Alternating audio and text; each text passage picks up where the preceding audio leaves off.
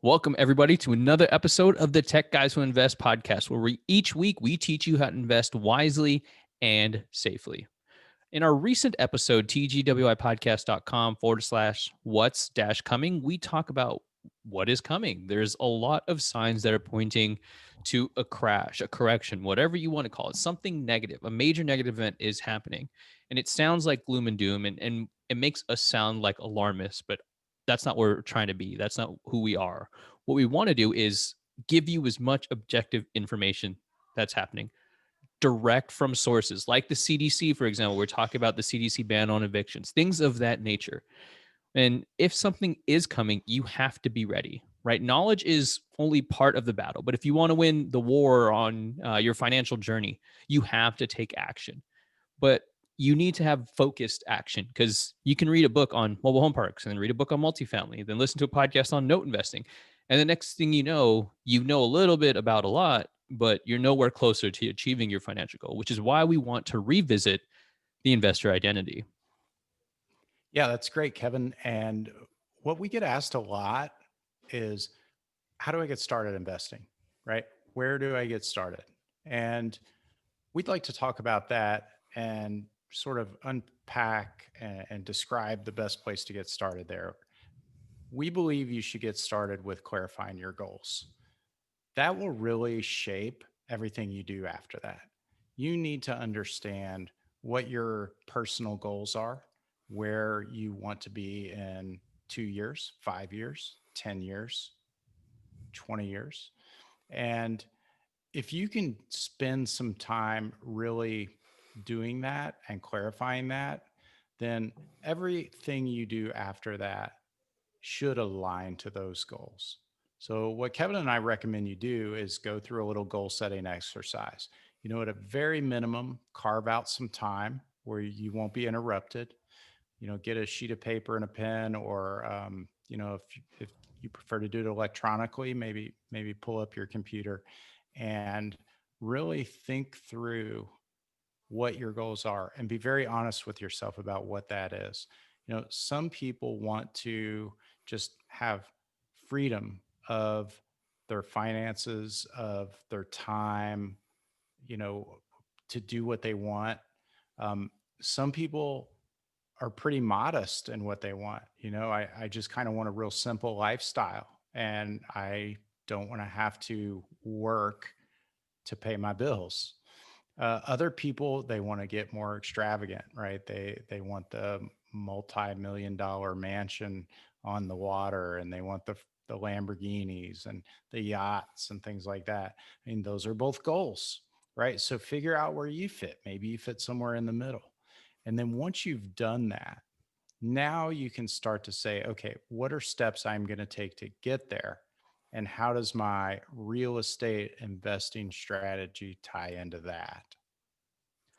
That is a very fantastic point. It's working backwards to move forwards. That's how I made it through college when it came to getting my engineering degree. You get the answer to a problem and you work your way backwards to figure out how to apply what you learned in class and in the books, that you can kind of regurgitate it for the test. And that's what you do with real estate. You figure out, okay, I want this amount of cash flow per month. Can you back into that? Is it going to be multifamily? Is it going to be single family? Is it going to be notes, mobile home parks? It's one step closer to figuring out that investor identity. And there's nothing wrong with wanting what you want, but make sure it's true to who you are.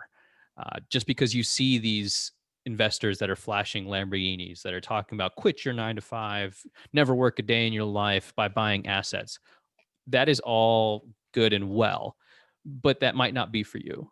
And what I love, and I'm sure Adam probably feels the same way, there's a lot of personal development that comes with real estate investing, figuring out things like your investor identity, figuring out ways to focus, figuring out what it is you really want out of life, and then using something like real estate to achieve it. Yeah, I think that's a good point. Your goals don't all, and probably shouldn't all, be financial. When you're doing this goal setting exercise, include life goals in there. Don't make it only about finances. Try your best to balance your goals, all of them, including lifestyle goals and things like that. That'll help you in the next step when you go to build out your investor identity. So after you've clarified your goals, the next thing you'll want to do is establish your investor identity. Within real estate investing, what do I want to do? Because there are so many directions you can go with this. In fact, that investor identity canvas that Kevin and I put together, which is a free tool you can get at canvas.tgwipodcast.com, does a great job of helping you kind of figure out how what your options are can align to those goals you have. Yeah. So when you think about real estate investing and how you want to proceed and how you want to succeed, I like to think of it as navigating through your smartphone. Let's say I needed to send a text to Adam. When I open my phone, the first thing isn't going to be send a text to Adam. It's going to be the home screen.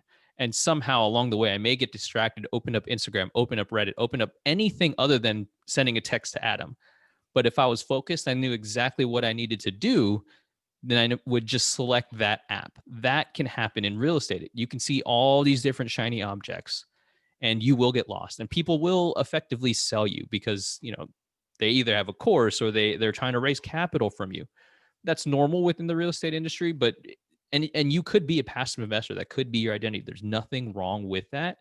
But until you really figure out how you want to proceed throughout your journey, that is going to kind of hinder you if you don't know which way, left, right, straight forward, backwards you want to go. So as Adam was saying, we spent some time trying to solve the problem that younger Adam, younger Kevin had before we started really focusing on what we're doing now with Adam in multifamily and me in notes. We created a canvas so that you don't have to kind of face the same obstacles that we did. So check it out, canvas.tgwipodcast.com. And if you have any questions, always please feel free to reach out to us. Send us an email, techguyswhoinvest@gmail.com. Thanks, everybody.